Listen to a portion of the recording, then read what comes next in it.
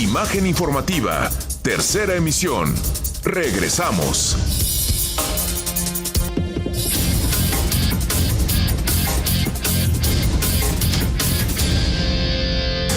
Entrevista. 7 de la noche ya con 32 minutos y ya tenemos aquí en el estudio de Imagen Múlticas al maestro Alan García, él es criminólogo.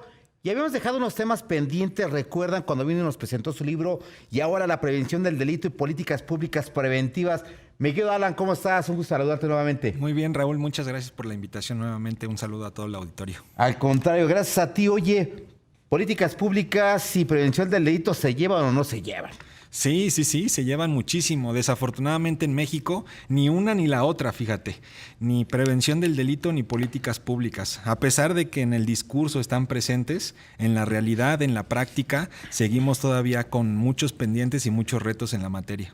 Sobre todo ahorita que ya estamos en un impasse todavía de precampañas para la campaña, sería recomendable, ¿no? Hablar con los candidatos, hacerle la propuesta de que volteen de este lado de la prevención, porque desde tu punto de vista, no sé cómo lo veas, pero desde lo muy personal, como que quieren empezar a taparle con pequeñas curitas una gran herida, ¿no? Cuando tendría que ser la prevención. Sí, desafortunadamente lo que vemos ahorita es que se sigue con la misma estrategia de hace 20, 30 años, que es la reacción, que es la militarización, a pesar de que en todo el mundo los países que han salido de esta crisis de inseguridad han mencionado y han promovido la prevención del delito. Es fundamental. Desafortunadamente no vemos que haya una intención, ¿no?, en los precandidatos, en los candidatos a la presidencia, por realmente cambiar, ¿no?, por dar una vuelta de timón, pero la prevención es una buena práctica en todo el mundo para reducir la violencia, la delincuencia, las violaciones a derechos humanos. De la investigación que tú has hecho, que se han convertido en libros, ¿cuáles serían por lo menos 3 propuestas que tú les dirías? ¿Saben qué? Ahí está, tómenlas. Pues mira, la primera propuesta que yo diría es hacer diagnósticos. Necesitamos diagnósticos explicativos en cada uno de los focos, ¿no?, de inseguridad y de violencia que hay en el país para realmente conocer esos factores de riesgo. O sea, prevención del delito es reducir factores de riesgo. Entonces, cada delito, cada cuestión criminal tiene sus propios factores de riesgo. 2, programas de prevención, y lo comentábamos ya hace algunos días que estábamos por acá, enfocado en disminuir la violencia de género contra las mujeres y la violencia familiar. O sea, tenemos un tema ahí fundamental. Desde casa muchas veces se empieza o se inician todos estos problemas que ya después se van a virar a lo público, ¿no? Y en tercer lugar, pues yo diría que también tenemos que reducir la violencia institucional, ¿no? La violencia penal, las injusticias del sistema de justicia penal, la corrupción, la impunidad. Eso es fundamental también como tercer propuesta. Hace unos días platicábamos para una entrevista que te hice. Precisamente hay hechos delictivos de hace bastantes años. ¿Se tienen que dejar en el olvido o se tienen que empezar a aplicar la ley, pero también a partir de ahí iniciar hacia adelante con la prevención? ¿Qué se tendría que hacer? Porque los mexicanos tenemos poca memoria. Sí, yo creo que sería fundamental, porque uno de los obstáculos que precisamente impide que nosotros podamos ir avanzando en el tema de seguridad e inseguridad y de delincuencia y violencia es que la gente no confía en las instituciones, es que la gente pues está dolida, ¿no?, por lo que ha pasado o sucedido en los últimos sexenios. Entonces, me parece que una cosa es muy importante, resolver, ¿no?, los asuntos históricos. Por ejemplo, Ayotzinapa es fundamental que el Estado dé pasos adelante para generar una confianza colectiva, ¿no? Rosendo Radilla, la Guerra Sucia, el EZLN, o sea, hay muchísimos acontecimientos desafortunados en nuestro país que siguen, ¿no? La herida sigue abierta y le seguimos metiendo un poquito más de dolor. Entonces, es fundamental que el Estado mexicano, y lo dicen los organismos internacionales, cada vez que hay un pronunciamiento contra México en temas de violaciones a derechos humanos, el Estado mexicano tiene una deuda pendiente con víctimas, ¿no?, de hace una década o varias décadas. A ver, maestro Alan García, que es usted criminólogo y ha hecho estudios, tiene libros publicados que, por cierto, ¿Cuál es el libro que trajiste la vez pasada que tenía que ver con la familia, no? Sí. ¿Cómo se llama y dónde lo encuentra? Bueno, ese libro es Hasta dónde la familia es responsable de la delincuencia, historias de jóvenes transgresores de la ley. Pero tenemos 2 libros también de prevención. Uno es Prevención de las violencias y la delincuencia, análisis de los modelos teóricos, que se publicó en 2015 en el INACIPE, y otro en 2023, que es el manual para generar proyectos de prevención del delito en 2023. Entonces, esos libros los pueden encontrar en Diuris, también en El Sótano, en varias editoriales, ¿no?, jurídicas especializadas. Desde tu experiencia, vamos a poner un caso concreto para que el auditorio se vaya dando idea. Michoacán, uno de los municipios que está considerado, Uruapan, que está considerado el más violento de México. ¿Qué se tiene que hacer ahí? Porque no nada más es Uruapan, es Morelia y son varios municipios, prácticamente todo el estado. ¿Qué se tendría que hacer ahí? Pues mira, lo que nosotros ponemos, por ejemplo, en el manual es como el ABC, ¿no? O sea, ¿cuáles son los pasos a través de los cuales podemos hacer una prevención exitosa?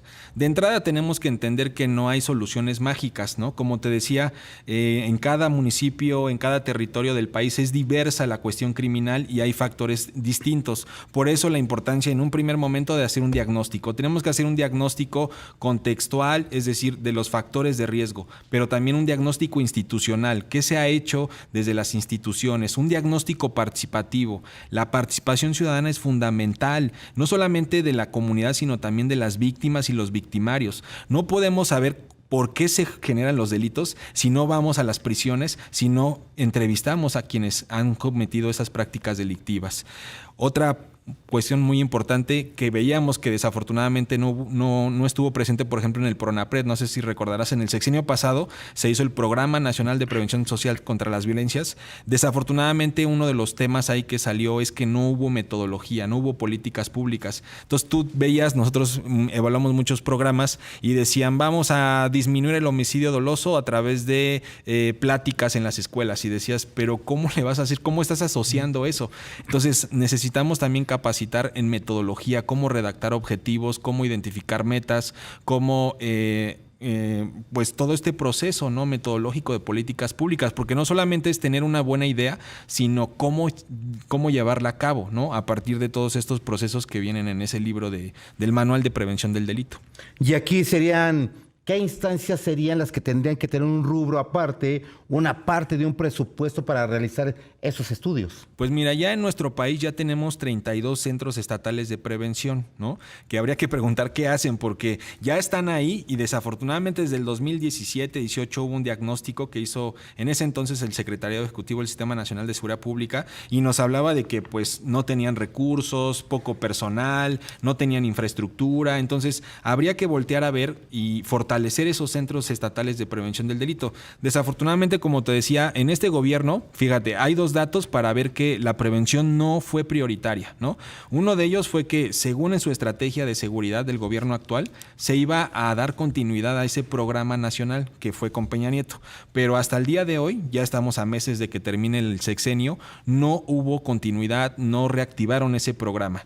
Y otro dato es que, de acuerdo con el Observatorio Nacional Ciudadano, se redujo el presupuesto dirigido a prevención del delito, ¿no?, del 0.20 en 2018 del PIB a 0.18 en 2021. Entonces son 2 datos que nos muestran que evidentemente no hay prioridad, no es la prioridad del Estado generar esta prevención del delito. Pero ahí tenemos los centros estatales, hay que trabajar con ellos, hay que fortalecerlos, darles más presupuesto, más personal y que puedan hacer esos diagnósticos y en consecuencia las acciones y proyectos. Sería a veces dentro de la prevención, pero también fortalecer las policías municipales, estatales, que desde Felipe Calderón se tiene ese proyecto de profesionalizar a las policías, pero hasta el día de hoy siguen igual. Sí, en realidad, digo, ahorita estamos hablando de la prevención, pero pues estamos hablando de una política criminal, ¿no? Donde obviamente también se necesita fortalecer a las policías municipales, fortalecer a las policías estatales, la investigación criminal. Si bien es cierto, es diferente la prevención del delito y la investigación criminal, es muy importante que fortalezcamos esas capacidades, porque volvemos a lo mismo. Si la policía de investigación en el Ministerio Público, los jueces no resuelven los problemas, eso también se genera como en un factor de riesgo para que exista más delincuencia, ¿no? Y en este caso, ¿cuál sería la recomendación precisamente a los candidatos, no nada más presidenciales, a los que van para los gobiernos estatales, claro, a los legisladores, sobre todo senadores, diputados federales, locales? Porque es un cúmulo. unos hacen las leyes, pero si no tienen los estudios necesarios, pues hacia dónde vamos, ¿no? Pues mira, yo lo que les diría es que se arriesguen. Desafortunadamente sí cuesta mucho, ¿no?, dar este giro, porque muchas veces creemos que la prevención no va a funcionar y que es mejor hacer operativos, detenciones, y de entrada no estamos diciendo que no se siga haciendo eso, pero que sí volteen a ver a la prevención, que fortalezcan esa parte, que pues se lleguen de la evidencia científica. Hoy en día es muy importante hacer políticas públicas con base en evidencia científica, no con lo que yo creo, con lo que a mí me conviene, sino con lo que dice la evidencia científica. Necesitamos, por ejemplo, ahí podrían hacer muchos convenios las secretarias de Seguridad Pública con las universidades, ¿no? Las universidades tienen un punto ahí muy fuerte, ¿no?, con alumnas, alumnos, estudiantes, académicos, expertos, que pueden ayudar a hacer estos diagnósticos y que en consecuencia eso, ¿no?, se convierta en la fuente de información para generar prevención, investigación del delito, etcétera, etcétera. Entonces, que le apuesten a la prevención del delito. Maestro Alan García, criminólogo, rápidamente tus redes sociales porque andas muy activo en TikTok. Sí, ya también en TikTok. Pues es un criminólogo en México. Tenemos ahí nuestra página de YouTube, también el Facebook, el Twitter, TikTok, Instagram, en fin. Tenemos como esas diferentes redes para pues incidir un poco, ¿no? Digo, son redes que en términos generales pues se generan o se utilizan para la diversión, pero también para el conocimiento. Entonces queremos ahí también incidir en los jóvenes, en las juventudes.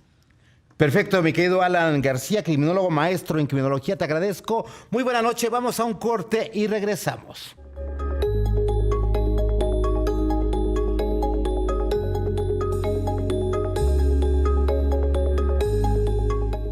Imagen informativa, tercera emisión. Regresamos.